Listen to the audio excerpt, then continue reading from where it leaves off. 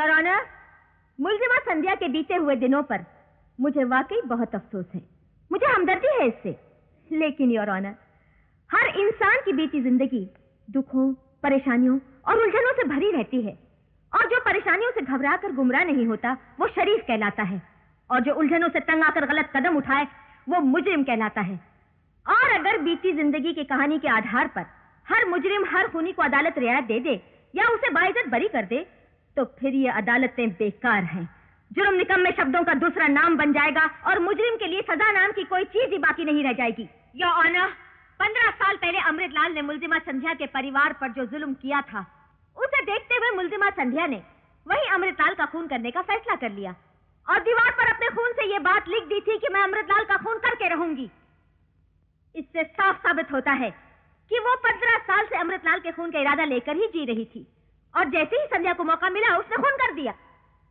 Your honour, यह कत्ल जोश में आकर या अपने होशो हवास खोकर नहीं किया गया, बल्कि एक मंसूबे और प्लान के तहत किया गया, और जो प्लान गुज़िश्ता 15 साल से बनाया जा रहा था।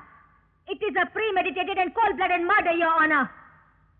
अगर हमारे डिफेंस लॉयर मिस्टर विजय की नजर में खून का बदला खून है, तो फिर इन अदालतों को बंद कर देना चाहिए, कानून की किताबों को आग लगा देनी चाहिए, पुलिस को छुट्टी दे देनी चाहिए।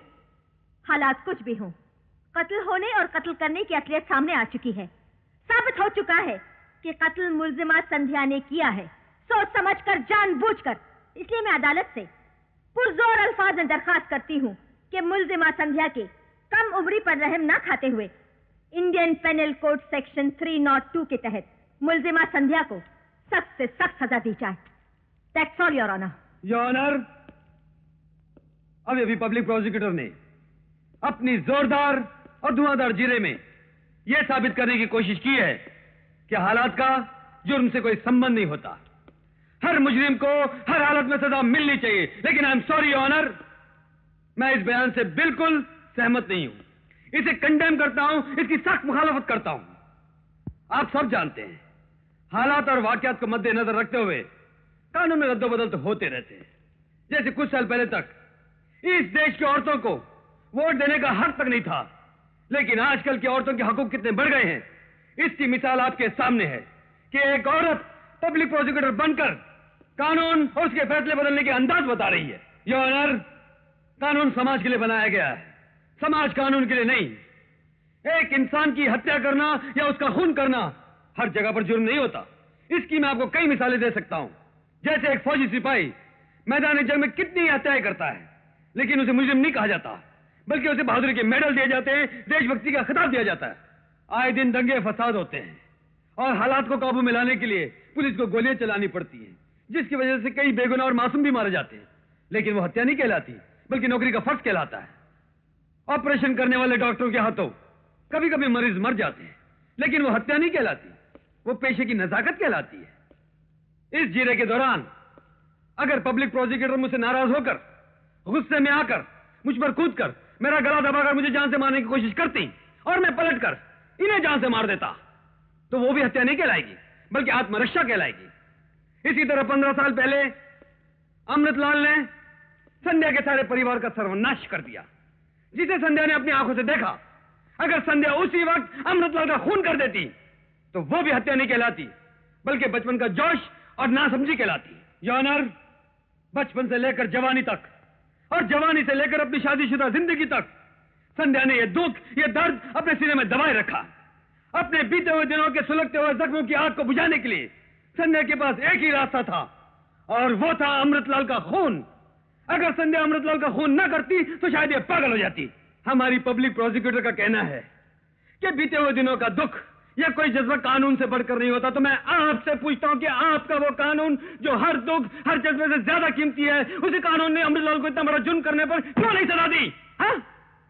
कानून ने खुद उसके खिलाफ सबूत पैदा करके उसे फांसी के बंदे पर क्यों नहीं लटका दिया? अगर उसी दिन अमृतलाल को सजा दे दी होती तो आज ये हत्या न होती, एक बेगुनाह और मासूम लड़की मुजरिम न बनती। मुजरिम संध्या नहीं, प्रोसिक्यूटर साहिबा, मुजरिम आपका कानून है। वाह, बहुत खूब। योर ऑनर, अपनी जिरे खत्म करने से पहले मैं सिर्फ इतना कहना चाहता हूं कि संध्या बेगुनाह होते हुए भी सारी जिंदगी दुख सहती रही, दर्द के कांटों पे तड़पती रही। डॉक्टर ललिता की डॉक्टरी रिपोर्ट के अनुसार संध्या ने जो हत्या की वो बगैर सोचे समझे की, क्योंकि इसकी दिमागी हालत ठीक नहीं थी। इसीलिए मैं अदालत से हाथ जोड़कर मौतवाना दरख्वास्त करता हूं कि आईपीसी सेक्शन 84 के तहत संध्या को बाइज्जत बरी किया जाए। That's all, Your Honor. The judgment is reserved till Monday. The court is adjourned.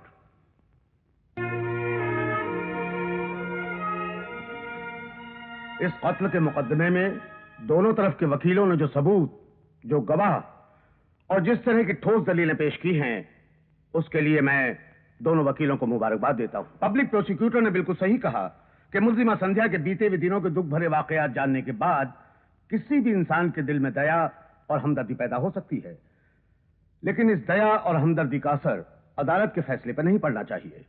दूसरी तरफ defence lawyer mister Vijay Kumar ने अपनी जिरह में यह बताया कि किस तरह बचपन में मुल्जिमा संध्या ने अपनी आंखों से भयानक वाकयात देखे जो उस 7 साल की मासूम बच्ची के दिल पर छाप बन के रह गए, और वहीं से उसके दिल में अमृत लाल से बदले की भावना ने जड़ पकड़ ली। इस लिहाज से पब्लिक प्रोसिक्यूटर की दलील फिर सही साबित होती है कि मुल्जिमा संध्या ने इस कत्ल का प्लान बचपन से बना के रखा था। लेकिन डॉक्टर ललिता की जांच और साइकियाट्रिस्ट के तशखीस से यह पता चलता है कि मुल्जिमा जहनी मरीज थी। उसने खून किया, लेकिन अपने होशो-हवास में नहीं, जुनूनी हालात का शिकार होकर, और अदालत डॉक्टरों की इस तशखीस और जांच से 100% मुत्तफिक है। इसलिए इंडियन पिनल कोड सेक्शन 84 के तहत यह अदालत मुल्जिमा संध्या को बेकसूर करार देते हुए बाइज्जत बरी करती है। Defence lawyer mister Vijay Kumar को कानून की मदद करने और एक बेगुनाह को सजा से बचाने के बदले मैं जाती तौर पे मुबारकबाद देता हूं। Congratulations mister Vijay Kumar. Thank you very much. I am very much honored by your kind judgment, sir.